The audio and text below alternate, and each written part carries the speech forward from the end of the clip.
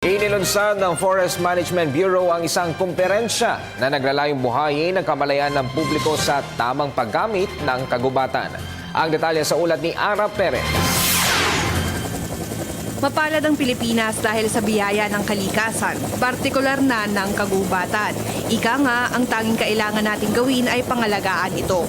Layo ng Kalikasan Expo Conference ng Forest Management Bureau na muling buhayin ang kamalayan ng mga Pilipino sa tamang paggamit sa kagubatan sa paraang makakaya ng kabuhayan ng mga naninirahan sa karatig lugar nito. Ang programang Forestry Certification ay isang programa ng pamahalaan na kung saan ay magbibigay ng insentibo sa mga negosyante, in particular na sa forestry industry, upang pamahalaan ang gubat ng naaayon sa kalikasan.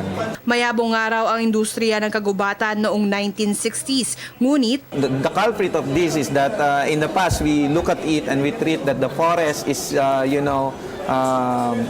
unsurmountable process that hindi na siya mauubos. Pero now we realize that with the conventional practices that the forestry is in a way an unsustainable activity na nadideplete siya. hangad naman ng Caraga Region sa tulong ng Win Caraga Initiative at Department of Trade and Industry na maibalik ang sigla ng timber industry sa bansa upang muli ring mabuhay ang agroforestry. Ang track talaga is agroforestry.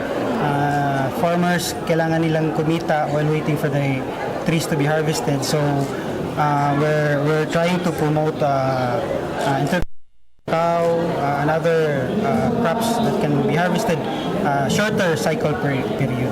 Malaki rin ang kontribusyon ng timber sa renewable energy na magkatuwang na isinusulong ng pribado at pampublikong sektor. Pwede yung panggatong, pwede rin yung sawdust.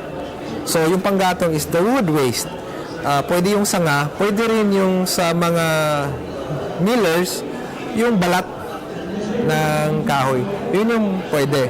Sa kasalukuyan, halos 1 milyong puno na ang naitanim sa Caraga Region sa tulong ng National Greening Program, habang pasado na sa ikatlong pagbasa sa 15th Congress ang Sustainable Forest Management. Para sa Telebisyon ng Bayan, Ara Perez.